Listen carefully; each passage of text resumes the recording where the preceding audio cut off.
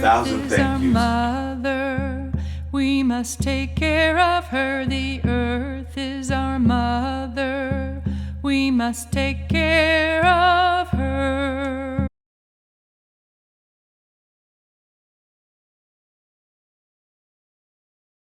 I am Summerhill7 and welcome to the ILuv7 Video Blast. The earth is our mother. What's up We with the must first take father? care of her. The first father gets no love, or are we saying Lucy is just loose? Lucy's loose. And so Lucy was messing with all these different men. We don't know where they Hey came from. yana ho yana hey yan yan.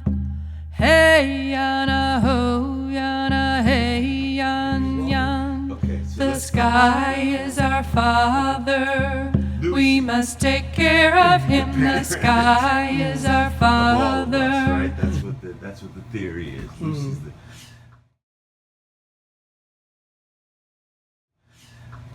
What's up with the first father? The first father gets no love. Right. But she was messing with all these different men, and so we can't figure out who the first father is. We just got Lucy on the line. Or are we saying Lucy is just loose? Lucy's loose. And so Lucy was messing with all these, right. But at the same time, I'm kind of serious about this because everything comes down to Lucy.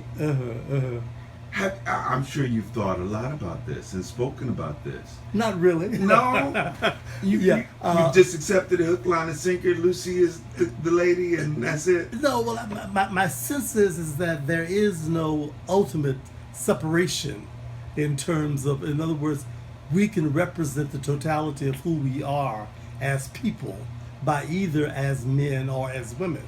Okay. And so there is no separateness. So in Lucy is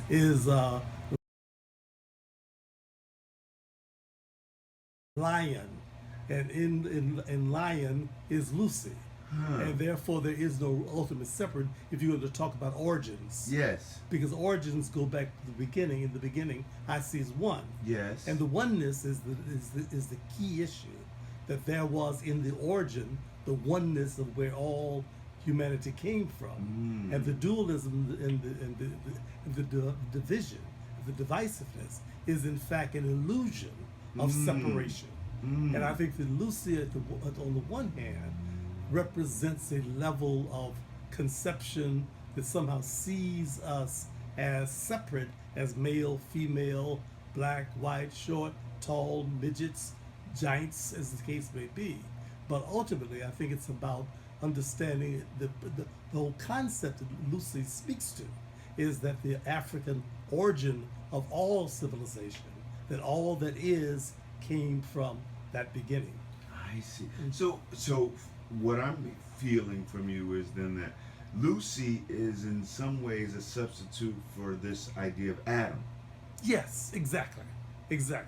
So whereas in the Hebrew scripture, their creation myth identifies the origin as being Adam, and then Eve was thrown in later. So in our creation myth, in terms of its sort of like paleontological image of it, as the origin is represented as Lucy, but out of Lucy had to have come, as I call him lion, but Adam, the Adam came the other way. But I think that they both speak that the creation goes back to the oneness. That's terrific. Can you talk to us just a bit about your earliest memory of your life? I don't know what that would be. Let's see. I guess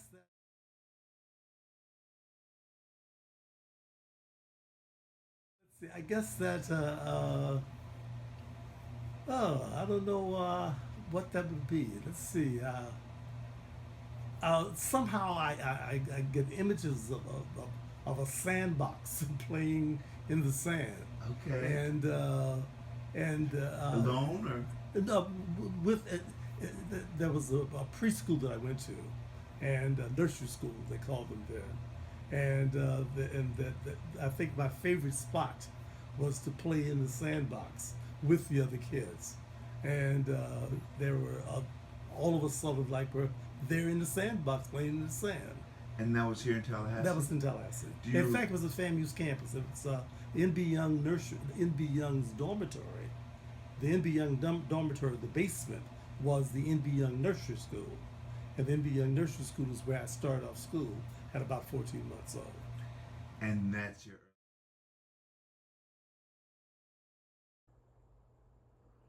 He says black people in America have a much greater inner power than they realize, but they must rediscover themselves in order to use it. We're one-on-one with an aware profile of Dr. Naim Akbar. Hello, I'm Dee Dee Sharp, and welcome to this exciting edition of The Aware Show. We're glad to have you right there with us. Tonight on The Aware Show, we are honored to profile a special guest who is considered to be one of the world's most brilliant thinkers and orators of our time. Dr. Naim Akbar is a world-renowned clinical psychologist, educator, and author. Essence magazine proclaimed him as one of the world's preeminent psychologists and a pioneer in the development of an African-centered approach to modern psychology. Well, to highlight Dr. Akbar's accomplishments, honors, and awards would literally take up our entire show. However, if you would indulge me for just a moment, Aware is so honored to have Dr. Akbar as our guest. I just have to take some time to list just a few of his achievements before we start our interview, and you'll see why we're so excited to have him right here with us. Dr. Akbar has served as an associate professor at Norfolk State University, was chairman of Morehouse College's psychology department, and is retired from the Department of Psychology at Florida State University.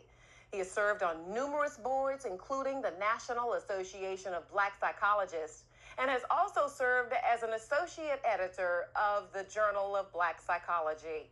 The mayors of Atlantic City, New Jersey, Cleveland, Ohio, Jackson, Mississippi, and Cincinnati, Ohio, have all declared Naim Akbar days in their cities in recognition of his accomplishments.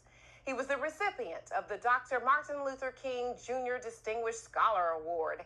He's received honorary doctorates from 2 universities, has been enthusiastically received all over 500 colleges, universities, and conferences and symposia throughout the U.S., Europe, Asia, Africa, and South America. Tens of thousands of people around the world have read and been inspired by his books. You're probably one of them. He has also been written about in numerous national and international publications and magazines, and has been interviewed on numerous TV shows, including Tony Brown's Journal, The Geraldo Show, and The Oprah Winfrey Show. And tonight, he's appearing right here on The Aware Show. Welcome, Dr. Naim Akbar, to Aware. Thank you so much for being right here with us. At the age of 7 or so, there was a children's theater group, a children's theater specialist, the theater icon, children's theater icon, Irene Edmonds, who was teaching at FAMU, and simultaneously teaching down at FAMU High School. Lucy Moden, as it was called then, which was the K through 12 elementary and high school, where I attended after leaving the N.B. Young nursery school. The first play I remember doing was playing the Troll King, or the Mountain King, in Peer Gynt. And I was barely tall enough to even stand up, but I was the king. Well, it was not just that particular. It wasn't just that particular play that we did, but that was the beginning of a series of children's theater plays that I was a part of, right up and through, I guess, into early adolescence. And so each year there was a major production, and we met on a weekly basis with the exposure to various kind of music appreciation, theater, and speaking, and other kinds of things of that nature. But what it really did introduce me to was not only sort of classical theater, but the classical in the sense of European notions of what theater was really all about. But it really sort of gave me a channel for my big mouth that I could not keep shut, and a way to be I guess, the natural actor that I was born to be. You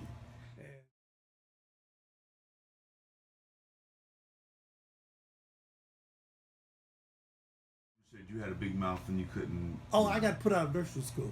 You got put out of nursery school. Do you remember that story? Yeah, because I was talking too much.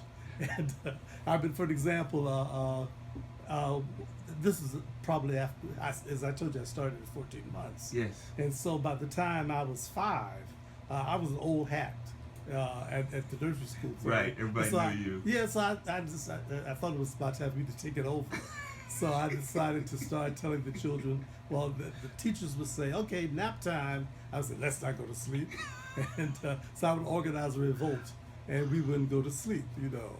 And they would bring, serve our lunch, and I decided that we shouldn't drink white milk, we should have chocolate milk. And so I was constantly causing various kinds of defiant revolts. Now, where do you think that came from? I don't know. I mean, was that modeled at home? That there was a spirit of revolution in the home already, or no? That was Nat Turner in my blood. In your blood, just right. And even your parents were surprised. Oh yeah.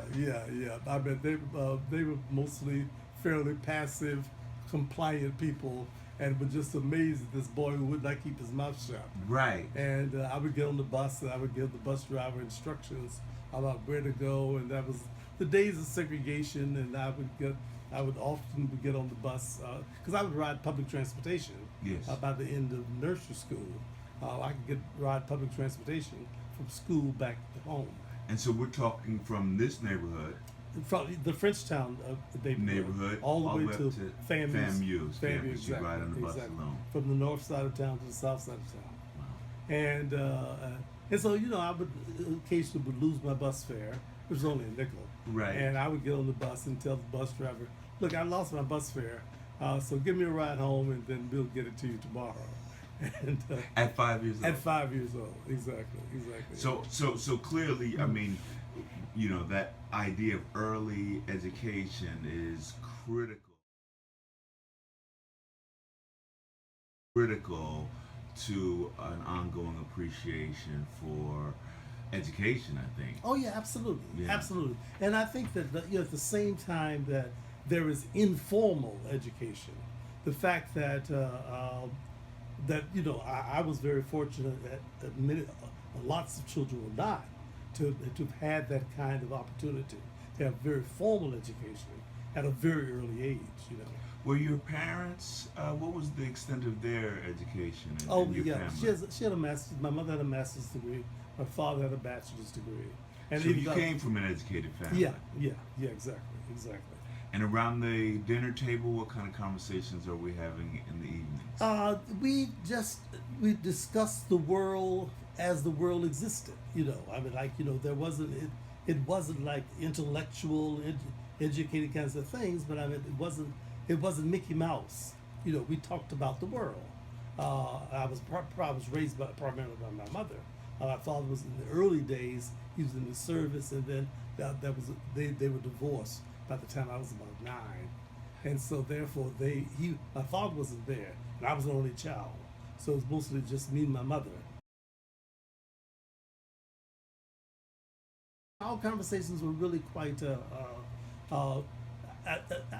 they were really kind of mature, kind of old for a young boy. Yes. You know, for a young child. Absolutely. Junior high school. Okay. Yeah, because the children's theater was really kind of focused on the younger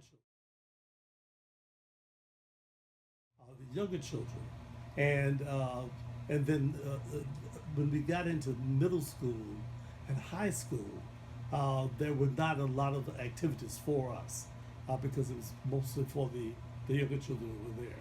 So, how many people in your class at that by the time you get to high school? Oh, this is a very small high school. My graduating class from FAMU High was like 33 people. Mm-hmm. You know, so it was a very small class. Right. And we all knew each other. We'd lived in the same neighborhoods. Most of us had been in school with each other from the beginning. So there was a lot of interaction. So it was a big family, certainly a village. Mm-hmm.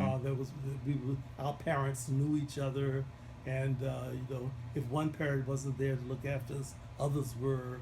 The teachers, of course, knew our parents, and so if we got into any trouble, the parents would know before we got home. Right. And so we get double doses of the same problems, because that defiant spirit was always there. Usually from something I was doing with my mouth. I was always talking too much, and I could not keep my mouth shut. And in those days, corporal punishment was not illegal.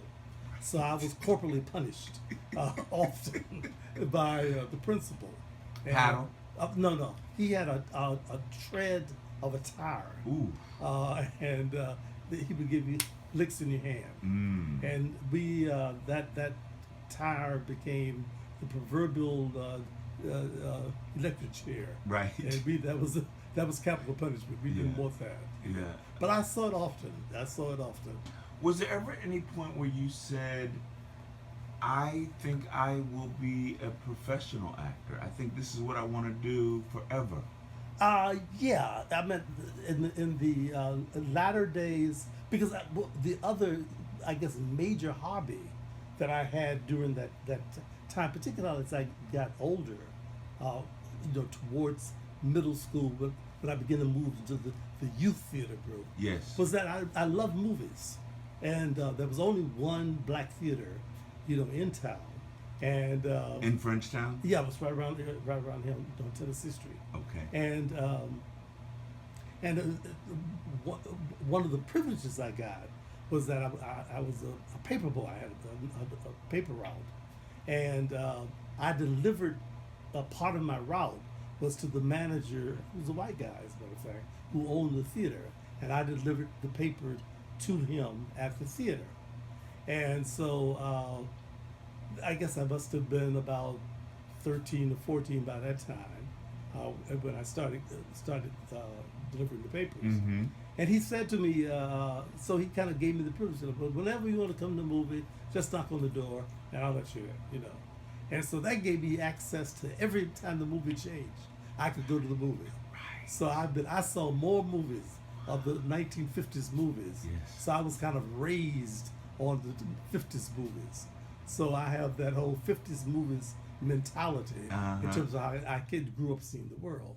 And so I really kind of had that in conjunction with my experiences with the children's theater, really made me really very fascinated by the theater, by acting. And so, but because of the world being what it was at that time, I couldn't give it serious consideration because there were no real role models, in Who did you have? in commercial theater.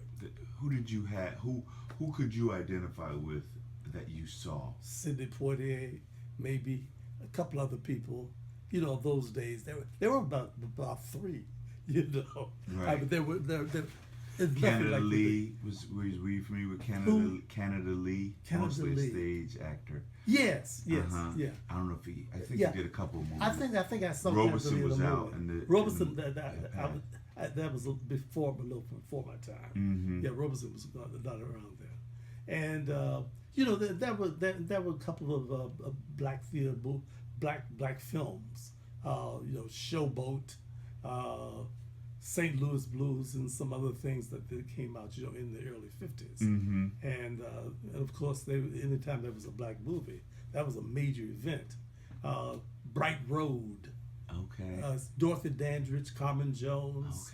Okay. I remember all of those. But those are like major events when you could find a movie with black movie stars in it. And so ultimately, the call to do something to change the world outweighed the personal desire to perform? But just realism, just realistic. I didn't see that as an avenue. That was like entertainment. That was like theater became something that I could only experience as a possibility for play, but not as a way to make a living. Not as a way to develop any kind of professional skills, because there were no avenues towards doing that. I understand.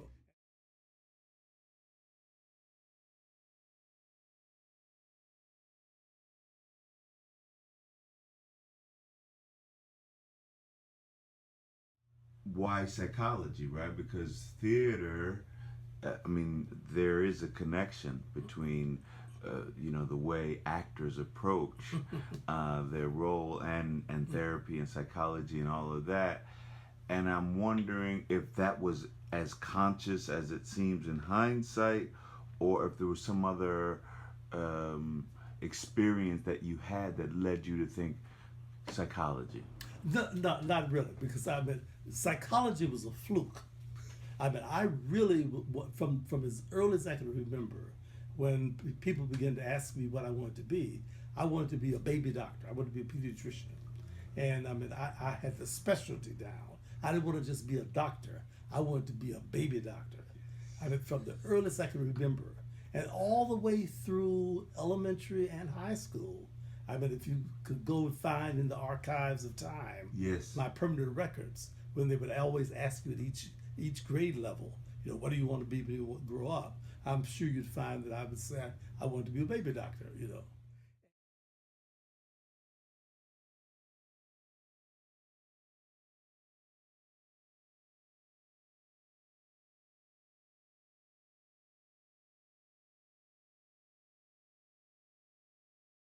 I mean, I didn't have any question about what my major was going to be. I was going to pre-med. In fact, when I went to college, I had already begun to investigate the medical schools I wanted to go to. And so therefore my choice of an undergraduate school, Which was? Michigan, University of Michigan. Undergraduate. And I ended up there, in part because as I was exploring potential graduate schools, I was spending the summers with my father, who lived in Michigan. Yes. And in fact, he lived in Ann Arbor. And so that was the first I'd ever heard of any place as far away as the University of Michigan. I mean, that wasn't even in my circle of possibility. My aunt and my mother had done graduate work. My aunt received my mother's sister. She was my surrogate mother. So she got a master's in education from Columbia. And so I knew that she'd gone up to Columbia in New York. But I thought that was the only school outside of the state of Florida. Exactly, yes. And because everyone, even though everyone in my circle, it was a fairly highly educated group, because most of the students who attended FAMU High were the children of FAMU professors. Yes. And so it was just a high level of expectation. And college was not even considered as a possibility. It was not an option. College was the only option. In other words, college for us was like the 13th grade. Mm-hmm. Because having grown up on FAMU's campus, most of the students assumed they would go on to FAMU. Mm-hmm. And FAMC, then FAMU. And so that's where most folks went. Once in a while, there were a few students who'd gone to often Morehouse or Howard, but there was nobody that ever talked about leaving FAMU High and going off to Michigan. But of course, I had to do something strange. Right. And so your first introduction to psychology is at Ann Arbor? No, it was at my sophomore year. Okay. Because my first year, my freshman year, I started off in pre-med. Yes, Then biology and sciences. I met freshman chemistry. Hi, my name is freshman chemistry. And my lifetime aspiration was slaughtered in freshman chemistry. It was burned in the test tube. And I came out with a C that I was very thankful for. But it was the only C I got in my whole undergraduate career, chemistry. and probably one of the few C's I'd ever gotten. Period. And I struggled for that C. And so, being a very logical and a realistic person, I assumed that if it took me all of that to get a C in freshman chemistry, medical school was not in my future. So when I began my sophomore year and I wanted to declare a major, I knew that I wanted to do something to help people. I wanted to be in a helping profession. So they said, "What do you want to major in?" I said, "I don't know, psychology." And it was just popped out. Just popped out, just psychology. I hadn't even had a psychology course at that point, so I didn't even know I didn't even know exactly what psychology was. My image of it was of the psychotherapist and the psychiatrist sitting down, sort of helping people solve problems. Right, because you had seen a whole bunch of movies. I've seen lots of movies. So you knew what the psychologist did. He sat there, he listened. So what do you think about that? Yes, exactly. Tell me more. Right. Exactly. He said, I can see myself doing that. Yeah, it's so kind of like a baby doctor without cutting people. Exactly. Absolutely. So that's how I decided on psychology. And then just started taking psychology courses, and interestingly enough, began to kind of like it, and found out, it's a good choice, And then they're in graduate school with that. I understand. That's terrific. That's terrific. And now, okay, so let's.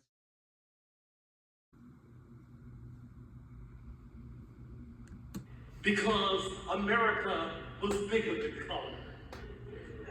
We were in a world that was bigger than color. Some of us were so intelligent that we'd already gotten to that point. And in our intelligence, we thought we'd already surpassed these possibilities of race. And we didn't want to deal with this racial thing and this preoccupation with race. Who needs to be bothered with race? I am a graduate of Harvard. I went to Yale. I've got a PhD, I've got an MD, I've got an LLD, I got a DD, double D, UD, DA, LA, DA. I've got that, I've got this. I live in this part of town. I got 2 Cadillacs, I got 3 Cadillacs. I own 6 banks, you own 12 banks. That somehow we'd already had crazy people who had transcended race, but they were few and far between. But suddenly with this election of this person who we all could identify as at least being identifiably black, we were able to somehow get a massive identification with this idea that we've come into a post-racial reality, and the fact now that those of us who are here represent a minority that really think that race still is an issue. Because the vast majority of our people really don't see that race is still an issue now. We've now gone beyond race. Maybe sexual identity is more of an issue. Maybe political economics is more of an issue. But not race. We're beyond that. We've conquered that idea. As I listened to the celebration of the 50 years after the March on Washington, people increasingly were saying the civil rights dream has been realized. We've realized the dream. We've somehow been able to walk hand in hand in Georgia in red clay and all kinds of things, and marry anybody you want to upside down, and red clay hills and all. The dream has been realized. The earth is our mother. We must. Here in high school and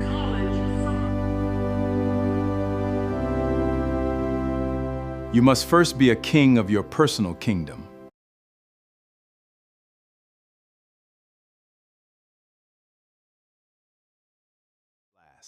Our aim is to connect the future to the past